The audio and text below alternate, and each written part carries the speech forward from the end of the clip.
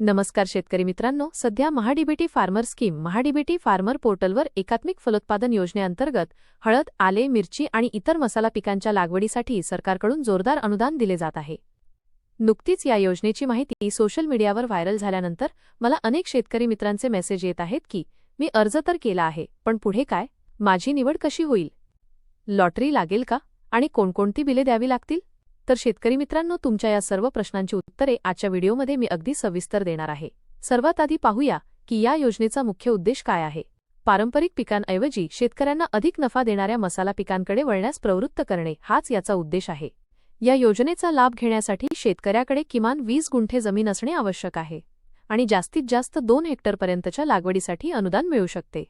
जर तुम्ही यावर्षी 1 हेक्टरचा लाभ घेतलात तर पुढच्या वर्षी दुसऱ्या हेक्टरसाठी लाभ घेऊ शकता, पण पूर्ण लाभ घेतल्यानंतर पुढील 5 वर्षांपर्यंत तुम्ही या योजनेत पुन्हा अर्ज करू शकत नाही।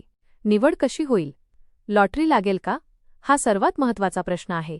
मित्रांनो, आता महाडीबीटीवर लॉटरी पद्धत बंद करण्यात आली आहे। आता या योजनेत प्रथम येणाऱ्यास प्राधान्य तत्वावर लाभ दिला जातो, म्हणजेच जो शेतकरी आधी अर्ज करेल त्याला आधी अनुदान मिळेल। पण इथे एक गोष्ट लक्षात ठेवण्यासारखी आहे।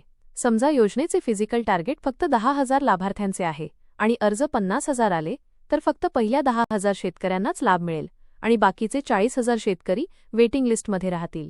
त्यामुळे लवकरात लवकर अर्ज करणे गरजेचे आहे। मित्रांनो, कागदपत्रांबद्दल बोलायचे तर कागदपत्रांची प्रक्रिया 2 टप्प्यांत होते। पहिला टप्पा आहे प्राथमिक निवड। साधारणपणे मे महिन्यात पात्र लाभार्थ्यांची यादी प्रसिद्ध होईल, तेव्हा तुम्हाला कागदपत्रे पोर्टलवर अपलोड करावी लागतील। ती कोणती आहेत? 1. आधार कार्ड, 2. 7/12 आणि 8चा उतारा, 3. राष्ट्रीयकृत बँकेचे पासबुक, 4.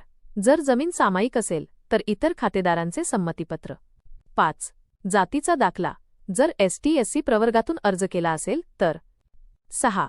सर्वात महत्त्वाचे विहित नमुन्यातील हमीपत्र प्रपत्र 1. कागदपत्रे जमा केल्यानंतर जागेवर जाऊन तपासणी होईल आणि तुम्हाला पूर्वसंमती पत्र मिळेल। परवानगी मिळाल्यानंतर 15 दिवसांच्या आत काम सुरू करून 3 महिन्यांत लागवड पूर्ण करावी लागते।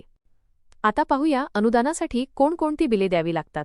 हळद आणि आल्यासाठी लागणाऱ्या मातृकंदाचे बिल किंवा मिरचीची रोपे खरेदी केल्याचे पक्के बिल जोडावे लागेल। यासोबतच शेणखत, रासायनिक खत, सेंद्रिय खत, निंबोळी पेंड, कीटकनाशक आणि बुरशीनाशक खरेदी केल्याची सर्व बिलेही तुम्हाला जोडावी लागतील। पिकाची लागवड पूर्ण झाल्यानंतर जिओ टॅगिंगनुसार अक्षांश रेखांशासह पिकासोबत उभे राहून आपला फोटो अपलोड करावा लागतो। आता सर्वांच्या मनात प्रश्न येतो की रोपे आणि कंद कुठून खरेदी करावेत? ही खूप महत्त्वाची गोष्ट आहे। रोपे कुठूनही आणून चालणार नाहीत। सरकारच्या नियमानुसार तुम्हाला रोपे ठराविक ठिकाणांहूनच खरेदी करावी लागतील। राष्ट्रीय फलोत्पादन मंडळाद्वारे मान्यताप्राप्त नर्सरी किंवा कृषी विद्यापीठाची नर्सरी किंवा ग्रामपंचायतीच्या मनरेगा नर्सरीतून खरेदी करावी लागतील। जर इथे उपलब्ध नसतील तरच परवानाधारक प्रायव्हेट नर्सरीमधून रोपे खरेदी करा आणि त्याचे GST बिल नक्की घ्या। मित्रांनो, आता पाहूया की या योजनेअंतर्गत शेतकऱ्यांना किती अनुदान मिळते। हळद आणि आल्यासाठी जास्तीत जास्त 40,000 रुपये प्रति हेक्टर अनुदान दिले जाते। काळी मिरी, लवंग, दालचिनीसाठीही 40,000 रुपये प्रति हेक्टर अनुदान दिले जाते। तर मिरची आणि इतर B-वर्गीय मसाल्यांसाठी अंदाजे 20,000 रुपये प्रति हेक्टर अनुदान दिले जाते। हे अनुदान तुम्ही दिलेल्या बिलांच्या आधारावर दिले जाते, हे लक्षात ठेवा। तर शेतकरी मित्रांनो, ही होती हळद, आले आणि मिरची पिकांच्या अनुदानाची संपूर्ण A to Z माहिती। सध्या ही योजना नोव्हेंबर 2025च्या गाईडलाईननुसार सुरू आहे। पुढे काही बदल झाल्यास मी तुम्हाला नक्की अपडेट देईन।